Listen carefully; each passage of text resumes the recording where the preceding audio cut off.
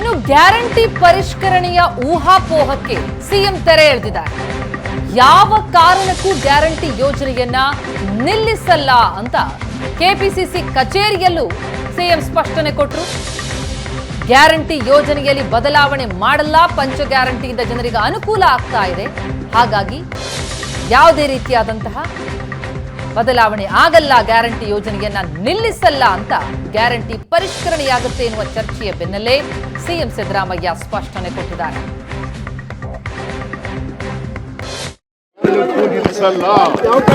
ಕಾರಣಕ್ಕೂ ಬದಲಾವಣೆ ಮಾಡಲ್ಲ, ಕಾರಣಕ್ಕೂ ನಿಲ್ಲಿಸಲ್ಲ, ಕಾರಣಕ್ಕೂ ಬದಲಾವಣೆ ಮಾಡಲ್ಲ, ಕಾರಣಕ್ಕೂ ನಿಲ್ಲಿಸಲ್ಲ, ಕಾರಣಕ್ಕೂ ಬದಲಾವಣೆ ಮಾಡಲ್ಲ, ಕಾರಣಕ್ಕೂ ನಿಲ್ಲಿಸಲ್ಲ. ಈ ಬಗ್ಗೆ ಡೀಟೇಲ್ಸ್ ಕೊಡ್ತಾ ಹೋಗ್ತಾರೆ ನಮ್ಮ ಪ್ರತಿನಿಧಿ ಆನಂದ್ ಬೈದನ ಮನೆ ಈಗ ಸಂಪರ್ಕದಲ್ಲಿದ್ದಾರೆ. ಆನಂದ್, ಸ್ವಾತಂತ್ರ್ಯೋತ್ಸವದ ಶುಭಾಶಯಗಳು ತಮಗೆ.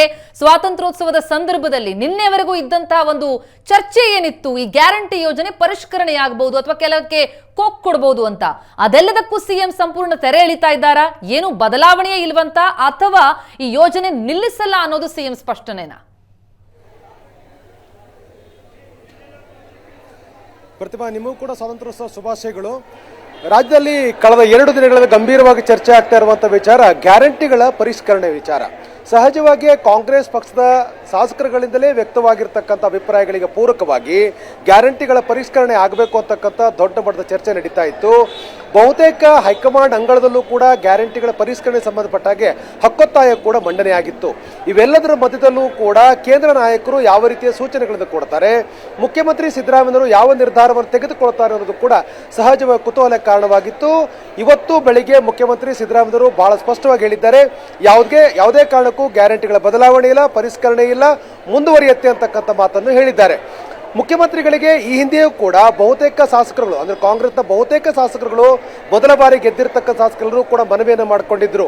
ಜುಲೈ 16ರಿಂದ 19ರ ಒಳಗಡೆ 2 ಬಾರಿ ಮುಖ್ಯಮಂತ್ರಿಗಳನ್ನು ಭೇಟಿ ಮಾಡಿ ಮನವಿಯನ್ನು ಕೂಡ ಕೊಟ್ಟಿದ್ರು, ಅಂದ್ರೆ ಗ್ಯಾರಂಟಿಗಳ ಪರಿಷ್ಕರಣೆ ಆಗಬೇಕು ಅಂತ ಹೇಳಿ. ಆದರೆ ಆ ಪರಿಷ್ಕರಣೆ ಸಂದರ್ಭದಲ್ಲಿ ಮುಖ್ಯಮಂತ್ರಿಗಳು ಒಂದು ಸ್ಪಷ್ಟವಾದ ಸಂದೇಶವನ್ನ ಶಾಸಕರಿಗೆ ಕೊಟ್ಟಿದ್ರು. ಯಾವುದೇ ಕಾರಣಕ್ಕೂ ಪರಿಷ್ಕರಣೆ ಮಾಡತಕ್ಕಂಥ ನಿಟ್ಟಿನಲ್ಲಿ ಪ್ರಯತ್ನ ಮಾಡೋದಿಲ್ಲ, ಆ ಚಿಂತನೆ ತಮ್ಮ ಬಳಿ ಇಲ್ಲ ಅಂತಕ್ಕಂಥದ್ದನ್ನ ಹೇಳುವಂತ ಪ್ರಯತ್ನಗಳು ಕೂಡ ಮುಖ್ಯಮಂತ್ರಿಗಳು ಮಾಡಿದ್ರು.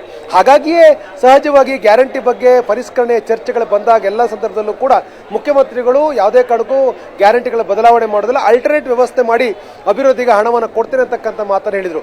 ಇವತ್ತು ಕೂಡ ಮುಖ್ಯಮಂತ್ರಿಗಳು ಬಹಳ ಸ್ಪಷ್ಟವಾಗಿ ಹೇಳಿದ್ದಾರೆ, ಗ್ಯಾರಂಟಿಗಳು ಮುಂದುವರಿಯುತ್ತೆ, ಯಾವುದೇ ಕಾರಣಕ್ಕೂ ಗೊಂದಲಗಳಿಲ್ಲ, ಅದು ಕಂಟಿನ್ಯೂ ಆಗುತ್ತೆ ಅಂತಕ್ಕಂಥ ಮಾತನ್ನು ಹೇಳುವುದರ ಮೂಲಕ ಗ್ಯಾರಂಟಿಗೆ ಸಂಬಂಧಪಟ್ಟಾಗೆ ರಾಜ್ಯದ ಬೇರೆ ಬೇರೆ ಭಾಗದಲ್ಲಿ ವ್ಯಕ್ತವಾಗಿರ್ತಕ್ಕಂಥ ಅಭಿಪ್ರಾಯಗಳಿಗೆ ಒಂದು ತಿಲಾಂಜಲಿ ಇಡತಕ್ಕಂಥ ಕೆಲಸಗಳನ್ನು ಕೂಡ ಮಾಡಿದ್ದಾರೆ.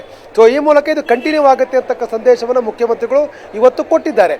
ಆದರೆ ಗ್ಯಾರಂಟಿಗಳಿಗೆ ಬಳಕೆ ಆಗ್ತಕ್ಕಂಥ ಅನುದಾನಕ್ಕೆ ಪರ್ಯಾಯವಾಗಿ ಯಾವ ಕ್ರಮಗಳನ್ನು ಮುಖ್ಯಮಂತ್ರಿಗಳು ತೆಗೆದುಕೊಳ್ತಾರೆ ಅನ್ನೋದು ಕೂಡ ಬಹಳ ಪ್ರಮುಖ ಆಗುತ್ತೆ. ಬಂಡವಾಳ ವೆಚ್ಚದಲ್ಲಿ ವಿನಿಯೋಗ ಆಗ್ತಾ ಇರತಕ್ಕಂಥ ದೊಡ್ಡ ಮಟ್ಟದ ಮೊತ್ತ ಏನಿದೆ, ಈ ಮೊತ್ತಕ್ಕೆ ಪರ್ಯಾಯವಾಗಿ ಯಾವ ಕ್ರಮವನ್ನು ಮುಖ್ಯಮಂತ್ರಿಗಳು ತೆಗೆದುಕೊಳ್ತಾರೆ ಅನ್ನೋದು ಕೂಡ ಬಹಳ ಪ್ರಮುಖ ಆಗುತ್ತೆ. ಒಂದು ಕಡೆ ರಾಜಸ್ವ ವೆಚ್ಚ ಇರುತ್ತೆ, ಇನ್ನೊಂದು ಕಡೆ ಬಂಡವಾಳ ವೆಚ್ಚ ಇರುತ್ತೆ.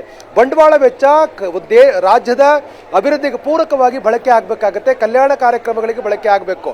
ಆದರೆ ಇದು ಈಗ ಗ್ಯಾರಂಟಿಗಳಿಗೆ ಡೈವರ್ಟ್ ಆಗ್ತಾ ಇರುವಂತ ಹಿನ್ನೆಲೆಯಲ್ಲಿ ಬಂಡವಾಳ ವೆಚ್ಚದ ವಿನಿಯೋಗದ ಒಟ್ಟಾರೆ ಉದ್ದೇಶಗಳು ಈಡೇರ್ತಾ ಇಲ್ಲ. ಆ ಕಾರಣಕ್ಕಾಗಿ ಅದರ ಬದಲಾಗಿ ಬಂಡವಾಳ ವೆಚ್ಚಕ್ಕಾಗಿ ಯಾವ ಮೂಲದಿಂದ ಹಣವನ್ನು ಮುಖ್ಯಮಂತ್ರಿಗಳು ಇದನ್ನ ಸಂಗ್ರಹ ಮಾಡ್ತಾರೆ, ಕ್ರೋಢೀಕರಣದ ಲೆಕ್ಕಾಚಾರ ಏನಿದೆ, ಇವೆಲ್ಲವೂ ಕೂಡ ಕ್ಲಿಯರ್ ಆಗಬೇಕಾಗತ್ತೆ. ಯಾಕಂದ್ರೆ ಇದು ಕ್ಲಿಯರ್ ಆಗದೆ ಶಾಸಕರ ಮನಸ್ಸಲ್ಲಿ ಇರ್ತಕ್ಕಂಥ ಹತ್ತಾರು ಅನುಮಾನಗಳಿಗೆ ಉತ್ತರ ಸಿಗೋದಿಲ್ಲ. ಆನಂದ, ಈಗ ಸಿಎಂ ಸಿದ್ದರಾಮಯ್ಯ ಅವರ ಬಳಿ ಈ ಒತ್ತಾಯವನ್ನ ಪರಿಷ್ಕರಣೆಯಾಗಬೇಕು, ಕೆಲವಕ್ಕೆ ಕೋಕ್ ಕೊಡೋಣ, ಈ ರೀತಿ ಬದಲಾವಣೆಗಳಾಗಬೇಕು ಅನ್ನುವಂತಹ ಬೇಡಿಕೆಯನ್ನ ಶಾಸಕರಾಗ್ಲಿ ಸಚಿವರಾಗ್ಲಿ ಈ ಹಿಂದೆ ಇಟ್ಟಿದ್ರು. ಆದ್ರೆ ಈಗಿರುವಂತಹ ಬೆಳವಣಿಗೆ ಏನು, ಹೈಕಮಾಂಡ್ ಎದುರುಗಡೆ ಇಂಥದೊಂದು ಒತ್ತಡವನ್ನ ಮಾಡ್ತಾ ಇದ್ದಾರೆ ಅಂತ. ಹಾಗಾಗಿ ಹೈಕಮಾಂಡ್ ಕಡೆಯಿಂದ ಸೂಚನೆ ಬಂದ್ರು, ಹಾಗಿದ್ರೆ ಏನು ಬದಲಾವಣೆಗಳನ್ನ ಮಾಡೋದಕ್ಕೆ ಸಿಎಂ ಸಿದ್ಧ ಆಗಲ್ವಾ, ಅಥವಾ ಈಗಾಗಲೇ ಹೈಕಮಾಂಡ್ಗೂ ಮನವರಿಕೆ ಮಾಡಿಕೊಡುವ ಪ್ರಯತ್ನದಲ್ಲಿ ಸಫಲರಾಗಿದ್ದಾರಾ ಸಿಎಂ, ಯಾವುದೇ ಗ್ಯಾರಂಟಿ ಯೋಜನೆಯಲ್ಲಿ ಬದಲಾವಣೆ ಮಾಡೋದು ಬೇಡ ಅನ್ನೋದಕ್ಕಾಗಿ? ಹಾಗಾಗಿ ಸ್ವಾತಂತ್ರ್ಯೋತ್ಸವದ ಭಾಷಣದಲ್ಲಿ ಈ ಬಗ್ಗೆ ಸ್ಪಷ್ಟನೆ ಸಿಗ್ತಾ ಇರೋದಾ?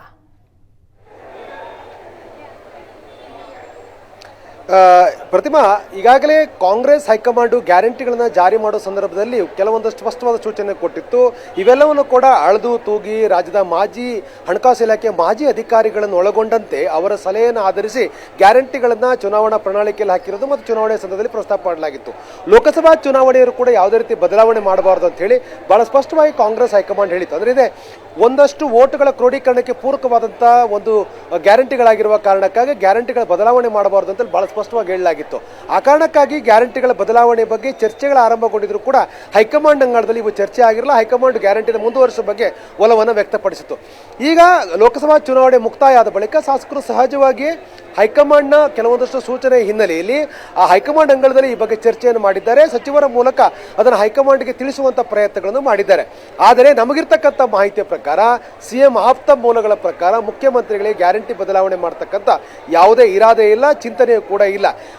ರಾಜಕೀಯದ ಕೊನೆಯಲ್ಲಿ ರಾಜಕೀಯ ಜೀವನದ ಕೊನೆ ಹೊಸ್ತಲಲ್ಲಿರ್ತಕ್ಕಂಥ ಮುಖ್ಯಮಂತ್ರಿ ಸಿದ್ದರಾಮಯ್ಯವರಿಗೆ ಗ್ಯಾರಂಟಿಗಳ ಬದಲಾವಣೆ ಮಾಡಿರ್ತಕ್ಕಂಥ ಅಪಕೀರ್ತಿ ತೆಗೆದುಕೊಂಡು ಹೋಗ್ಲಿಕ್ಕೆ ಅವ್ರಿಗೆ ಇಷ್ಟ ಇಲ್ಲ. ಇದನ್ನು ಬಹಳ ಸ್ಪಷ್ಟವಾಗಿ ನಿನ್ನೆ ನಾವು ಆಹಾರ ಸಚಿವ ಮುನಿಯಪ್ಪ ಅವರ ಹೇಳಿಕೆಯನ್ನ ನಾವು ಕೇಳ್ತಾ ಇದ್ವಿ. ಅವರು ಗೃಹಲಕ್ಷ್ಮಿ ಗೃಹಜ್ಯೋತಿಗೆ ಸಂಬಂಧಪಟ್ಟಂತೆ ಕೆಲ ಪರಿಷ್ಕರಣೆಗಳು, ಜೊತೆಗೆ BPL APL ಕಾರ್ಡ್ ವಿಚಾರಕ್ಕೆ ಸಂಬಂಧಪಟ್ಟಂತೆ ಅಲ್ಲಿರುವ ಗೊಂದಲಗಳನ್ನ ನಿವಾರಣೆ ಮಾಡೋದು, ಈ ಬಗ್ಗೆ ಮಾತನಾಡ್ತಾ ಇದ್ರು. ಹಾಗಾಗಿ ಒಂದಿಷ್ಟು ಕೂಡ ಪರಿಷ್ಕರಣೆಯ ಬಗ್ಗೆ ಹಾಗಿದ್ರೆ ಸಿಎಂ ಸಿದ್ದರಾಮಯ್ಯ ಮನಸ್ಸಿನಲ್ಲಿ ಅಳಕಿಲ್ವಾ, ಮಾಡಲೇಬಾರ್ದು ಅಂತ ದೃಢ ನಿರ್ಧಾರಕ್ಕೆ ಬಂದಿದ್ದಾರಾ? ಈ ಸಚಿವರುಗಳ ಈ ಹೇಳಿಕೆ ನೋಡ್ತಾ ಹೋದ್ರೆ ಈ ಬಗ್ಗೆ ಚರ್ಚೆಯಾಗಿರುತ್ತೆ ಖಂಡಿತವಾಗ್ಲೂ ಅಂತ. ಎಸ್ ಪ್ರತಿಮಾ, ನಾನು ಈಗಾಗಲೇ ಹೇಳಿದಾಗೆ ಬಂಡವಾಳ ವೆಚ್ಚದಲ್ಲಿ ದೊಡ್ಡ ಪ್ರಮಾಣದ ಮೊತ್ತ ಗ್ಯಾರಂಟಿಗೆ ಹೋಗ್ತಾ ಇರುವಂಥ ಕಾರಣಕ್ಕಾಗಿ ಎಲ್ಲವೂ ಕೂಡ ಡೈವರ್ಟ್ ಆಗ್ತಾ ಇರುವಂಥ ಹಿನ್ನೆಲೆಯಲ್ಲಿ ಪ್ರಮುಖ ಇಲಾಖೆಗಳ ಅಭಿವೃದ್ಧಿ ಯೋಜನೆಗಳಿಗೆ ಹಣ ಇಲ್ಲ. ಆ ಕಾರಣಕ್ಕಾಗಿ ಬದಲಾವಣೆ ಮಾಡಬೇಕು, ಪರಿಷ್ಕರಣೆ ಆಗಬೇಕು ಅಂತಕ್ಕಂಥ ಸಹಜವಾದ ಹಕ್ಕೊತ್ತಾಯಿ ಇದ್ದೇ ಇದೆ. ಆದರೆ ಮುಖ್ಯಮಂತ್ರಿಗಳಿಗೆ ಈ ಬಗ್ಗೆ ಯಾವುದೇ ರೀತಿಯ ಪರಿಷ್ಕರಣೆ ಮಾಡುವಂಥ ಇಚ್ಛಾಶಕ್ತಿಯನ್ನು ಪ್ರದರ್ಶನ ಮಾಡುವಂಥ ಸಾಧ್ಯತೆಗಳು ಕಡಿಮೆ. ಆದರೆ ಕೆಲವೊಂದಷ್ಟು ಯೋಜನೆ ಜಾರಿಯಲ್ಲಿದ್ದಾಗಲೇ, ಗ್ಯಾರಂಟಿಗಳ ಯೋಜನೆ ಜಾರಿಯಲ್ಲಿದ್ದಾಗಲೇ ಒಂದಷ್ಟು ಕಟ್ ಮಾಡ್ತಕ್ಕಂಥ ಪ್ರಯತ್ನ ತೆರೆಮರೆಯಲ್ಲಿ ಆಗತ್ತೆ ಅನ್ನುವಂಥ ಮಾಹಿತಿಗಳಿದೆ. ಉದಾಹರಣೆಗೆ ಆದಾಯ ತೆರಿಗೆಯನ್ನು ಪಾವತಿ ಮಾಡ್ತಕ್ಕಂಥವರಿಗೆ ಅವಕಾಶಗಳಿದೆ. ಅಂದರೆ ಗೃಹ ಜ್ಯೋತಿ ಕೊಡದೇ ಇರತಕ್ಕಂಥದ್ದು, ಇಂಥ ಕೆಲವೊಂದಷ್ಟು ಪ್ರಯತ್ನಗಳಿದ್ದಾವೆ. ಮತ್ತು ಗರಿಷ್ಠ ಮೊತ್ತದ ಆದಾಯವನ್ನು ಪಡಿತಾ ಇರತಕ್ಕಂಥ ಸರ್ಕಾರಿ ನೌಕರರನ್ನ ವಿಡ್ರಾ ಮಾಡ್ತಕ್ಕಂಥದ್ದು, ಸರ್ಕಾರಿ ನೌಕರರನ್ನು ದೂರ ಇಟ್ಟು ಗ್ಯಾರಂಟಿ ಯೋಜನೆಗಳನ್ನು ಜಾರಿ ಮಾಡ್ತಕ್ಕಂಥದ್ದು, ಮತ್ತು ಯಾರಿಗೆ ಇಷ್ಟ ಇಲ್ವೋ ಅವರಿಗೆ ಕೊಡದೇ ಇರತಕ್ಕಂಥದ್ದು, ಮತ್ತು ನಕಲಿ ಅಂದರೆ ಅನರ್ಹರು ಯಾರ್ಯಾರು ಬೇರೆ ಬೇರೆ ಸ್ವರೂಪದಲ್ಲಿ ಪಡ್ಕೊಳ್ತಕ್ಕಂಥ ಪ್ರಯತ್ನಗಳನ್ನು ಮಾಡ್ತಾ ಇದ್ದರು ಅವರಿಗೆ ಈ ಒಂದು ಯೋಜನೆ ಲಾಭ ಆಗುವ. ಉದಾಹರಣೆಗೆ ಉಚಿತ ವಿದ್ಯುತ್ತನ್ನು ಪಡ್ಕೊಳ್ತಾ ಇರತಕ್ಕಂಥ ಮನೆಯ ಮಾಲೀಕರು ನಿಜವಾಗಲೂ ಕೂಡ ಆದಾಯ ತೆರಿಗೆಯನ್ನು ಪಾವತಿ ಮಾಡ್ತಾ ಇದ್ರೆ ಅವರಿಗೆ ಕಟ್ ಮಾಡಬೇಕು ಅನ್ನುವಂಥ ಚರ್ಚೆಗಳು ಕೂಡ ಇದೆ. ಹಾಗಾಗಿ ಮುಂಬರುವ ದಿನಗಳಲ್ಲಿ ಈ ಗ್ಯಾರಂಟಿ ಯೋಜನೆ ಅನುಷ್ಠಾನದಲ್ಲಿ ಒಂದಷ್ಟು ಮಾರ್ಗಸೂಚಿಗಳು, ಕೆಲವೊಂದಷ್ಟು ರೂಲ್ಸ್ಗಳು ಫ್ರೇಮ್ ಆಗ್ತಕ್ಕಂಥ ಸಾಧ್ಯತೆಗಳು ಇದೆ. ಆದರೆ ಸಾರಾಸಗಟಾಗಿ ಗ್ಯಾರಂಟಿಗಳಿಂದ ದೊಡ್ಡ ಪ್ರಮಾಣದಲ್ಲಿ ಪರಿಷ್ಕರಣೆ ಮಾಡ್ತಕ್ಕಂಥ ಸಾಧ್ಯತೆಗಳು ತೀರಾ ಕಡಿಮೆ. ಆದರೆ ಸರ್ಕಾರದ ಬಳಿ ಆದಾಯ ಕ್ರೋಢೀಕರಣಕ್ಕೆ ಬೇರೆ ಬೇರೆ ಮಾರ್ಗಗಳನ್ನು ಹುಡುಕ್ತಕ್ಕಂಥ ಪ್ರಯತ್ನವನ್ನು ಮುಖ್ಯಮಂತ್ರಿಗಳು ಮಾಡಬಹುದು. ಆದಾಯ ಕ್ರೋಢೀಕರಣ ಆದ ಬಳಿಕ ಒಂದು ನಿಶ್ಚಿತವಾದ ನಿರ್ಧಾರವನ್ನು ಮುಖ್ಯಮಂತ್ರಿಗಳು ಮಾಡಬೇಕಾಗತ್ತೆ. ಆದರೆ ಏಕಾಏಕಿ ಈ ನಿರ್ಧಾರ ಮಾಡಿದ್ದೆ ಆದರೆ ಇನ್ನು ಕೆಲವೇ ತಿಂಗಳಲ್ಲಿ ನಡೀತಕ್ಕಂಥ ಸ್ಥಳೀಯ ಸಂಸ್ಥೆಗಳ ಚುನಾವಣೆಯಲ್ಲಿ ಕೂಡ ದೊಡ್ಡ ಪ್ರಮಾಣದ ಒಂದು ರಾಜಕೀಯ ಹೊಡೆತವನ್ನು ಎದುರಿಸಬೇಕಾಗತ್ತೆ.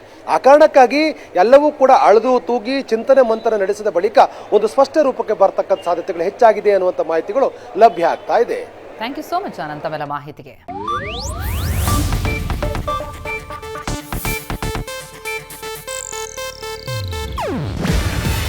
ಇದು ಏಷ್ಯಾನೆಟ್ ನ್ಯೂಸ್ ನೆಟ್ವರ್ಕ್ ಪ್ರಸ್ತುತಿ. ನೀವು ನೋಡ್ತಿದ್ದೀರಾ ಏಷ್ಯಾನೆಟ್ ಸುವರ್ಣ ನ್ಯೂಸ್.